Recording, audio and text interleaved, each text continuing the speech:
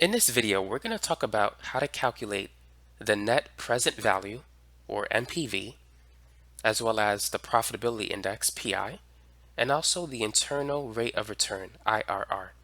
But for that one, we're going to use Excel to get that answer. So let's start with this problem. Mary invests $40,000 in a business project. This business pays her $12,000 at the end of each year for the next 5 years, at which point she sells her business for $20,000. Prevailing interest rates are currently 5%. Part A. What is the net present value for this project? The formula that we could use to calculate the net present value is as follows. This symbol represents summation, meaning we need to add or take the sum of a series of values.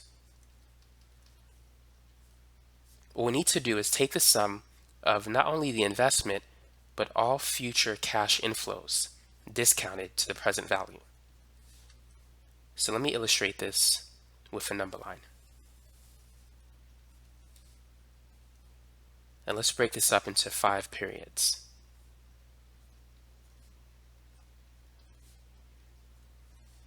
So during the present, she is going to invest $40,000. We don't need to discount it because this occurred at the present. 1 year later, she's going to receive $12,000. And then she's going to receive the same amount for the next 4 years. Now, at the end of the 5th year, she's going to sell the business and receive $20K. At least that's what she's expecting to do. Now, in order to understand how to get the net present value, we need to understand the time value of money. That is, the value of money is always decreasing with time. $12,000 today doesn't have the same value as $12,000 5 years from now. $12,000 5 years from now is worth a lot less than $12,000 today. Let's use an illustration to understand this concept. Right now in the present, you can buy a small bag of chips for approximately $1. And right now the year is 2020. But in the 90s, let's go with 1994. You can buy a bag of chips for 25 cents.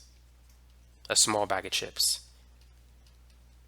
So with $1, you can now buy 4 bags of chips in the 90s. So think about that. Right now, $1 can buy 1 small bag of chips. But more than 20 years ago, you could use $1 to buy 4 small bags of chips. So the purchasing power of this dollar has dropped over time. The value of money is decreasing. So that's why we need to discount the future cash flows to the present. So let's go ahead and do that. So the NPV is going to equal the initial cash outflow. Because it's an outflow, it's a negative in value, so that's negative 40,000. And then plus the value of 12,000 today at the present. To calculate the present value of that $12,000, we need to use this formula. It's going to be 12,000 divided by 1 plus R. So we're going to use a discount rate of 5% because prevailing interest rates are 5%. So we want to decide, is it better to invest in his business, or is it better for Mary to put her money in an account paying her 5% interest? If the net present value is greater than 0, then it's better for her to invest in this business. If it's less than 0, using a discount rate of 5%, then it's better for her just to leave her money in a savings account paying her 5%. So this is going to be 1 plus R, or 1 plus 0.05. So that's 1.05 raised to the first power. And then we're going to repeat the process. For this one, that's 2 years later. So we need to discount it 2 years back to the present. So it's going to be 1.05 squared. And then we'll just extend the pattern until we get up to 5.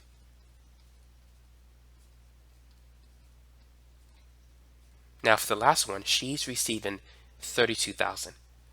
So we need to discount 32,000 5 years back to the present. So that's going to be divided by 1.05 raised to the fifth power. Now let's do this one step at a time. So first let's take 12,000 and divide it by 1.05.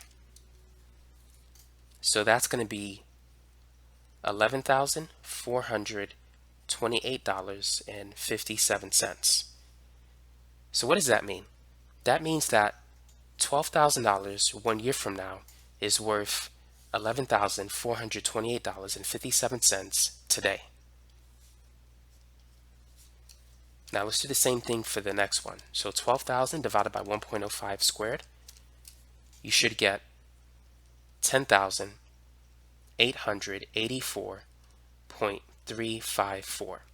So that means that $12,000 2 years from now is worth $10,884.35 today.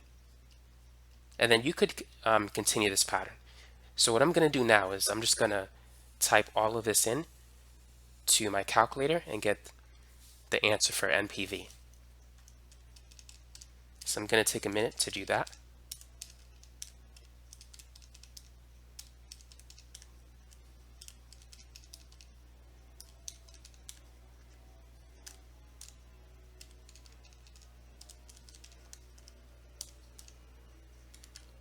And don't forget to use 32,000 for the last one. So the answer that I got is $27,624.24. So that is the net present value of this cash outflow and all of the future cash inflows. So that's how you can calculate it in this problem. Now let's move on to part B. Is it worth investing? Should Mary invest in this business, or should she put her money in an account that pays her 5% interest? Well, because the NPV is positive, that is because it's greater than 0, it's better for her to invest in this project than in some account paying her 5% interest. This will be more profitable to her in the long run.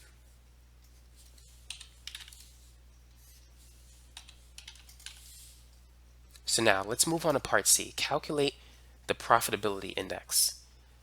The profitability index, or PI, is equal to the present value of all future cash inflows. And we're going to divide this by the initial cash outflow. So we know the initial cash outflow. That's $40,000.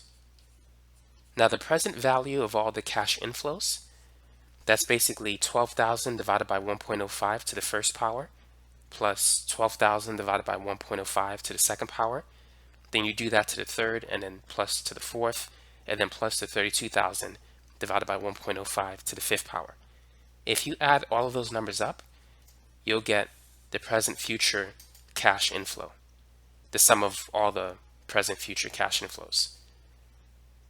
Another way you can quickly get that answer is by adding the initial cash outflow and the net present value, because that's going to equal the present value of all the future cash inflows, which is $67,624.24. So that's a quick way to get this number if you don't want to add the 5 values that we had from the number line. So let's go ahead and divide these two numbers.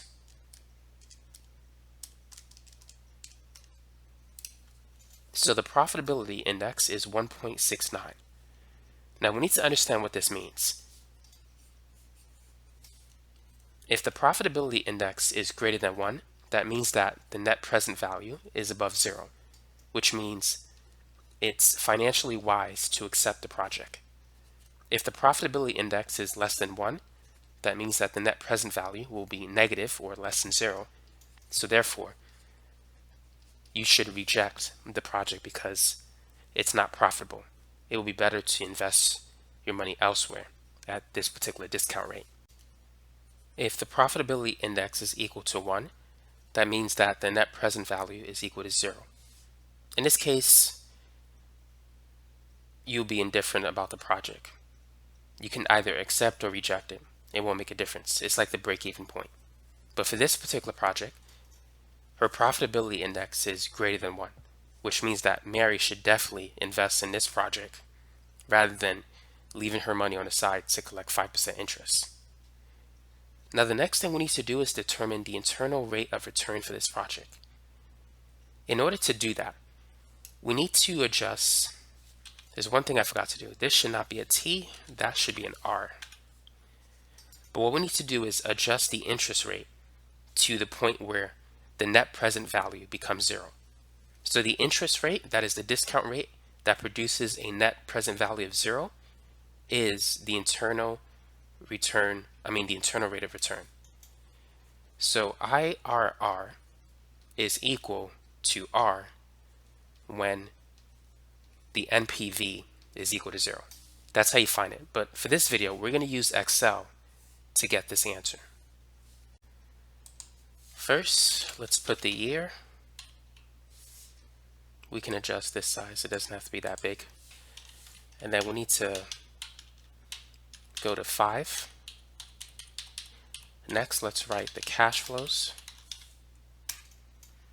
So this is going to be negative 40,000. And then this is 12,000 in the first year, all the way up to year 4. And then the 5th year, the cash inflow will be 32,000. Now the next thing we need to do is calculate the present value. And let's adjust the currency.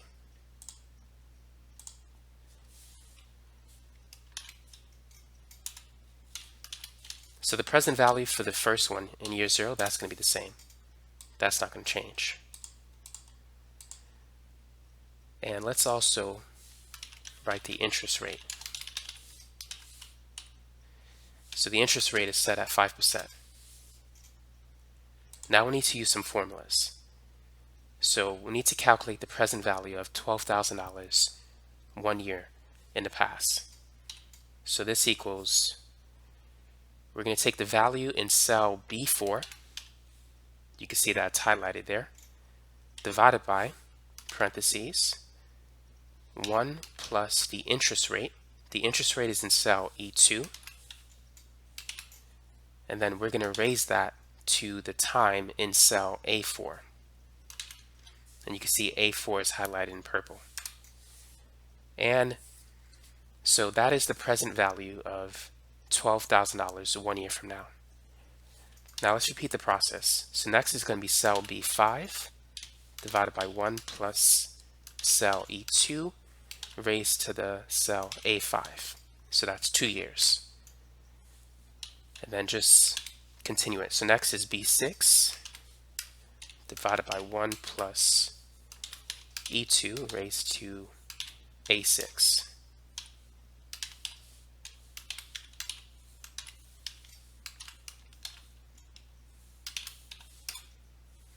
And then for the last one, equals B8 divided by 1 plus E2 raised to the A8.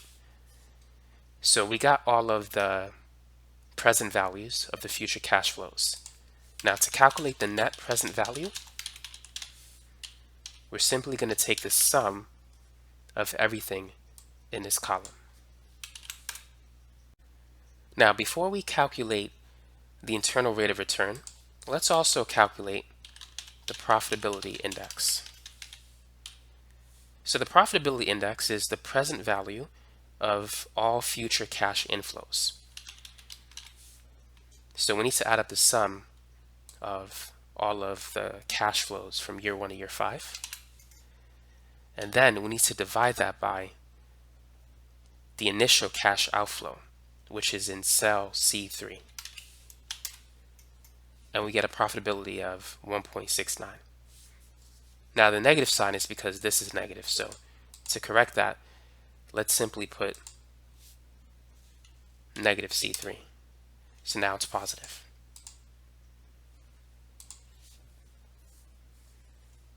So now let's determine the internal rate of return.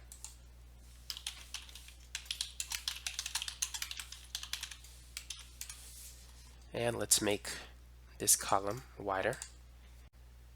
Now keep in mind, the internal rate of return is equal to the interest rate that produces a net present value of 0. So we need to adjust this figure until this becomes 0. So let's increase it to 6%. Notice that the NPV went down to 25,000. If we increase it to 9%, it goes down to 19,000. 12%, and then we'll keep doing that.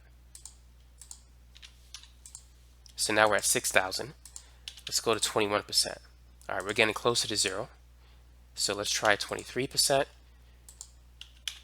Notice that we're negative now. So the answer is between 23 and 24%. So let's try 23.5. So it's positive, we're still above that. 23.7, it's still positive. 23.8, now we're negative. So the answer is between 23.7 and 23.8. If we try 23.75, it's positive. 23.76, negative. So if the answer is between 23.75 and 23.76, we could round that to 23.8%. So that's a good approximation of the internal rate of return. It produces an NPV value of 0. Now, here's another way in which you can get it. Let's set the interest rate to 0. And then let's calculate the internal rate of return. Type in equal IRR, parentheses, and then highlight all of the cash flows, comma, and then put an interest rate. So for this problem, the interest rate was 5%. Notice that it gives us the internal rate of return. But you need to set this to 0. If you change this number, that's going to affect that value. But if you make the interest rate 0, then this formula gives you the same internal rate of return of 23.8%. Now keep in mind, it does already take into account the discount factor of 5%. So there's no need to write it twice. However, the NPV value is no longer what it was. To get the correct NPV value, we need to make it 5%. But to get the correct IRR, this needs to be set to 0. So just keep that in mind. But now you know how to calculate the internal rate of return using Excel. Thanks for watching.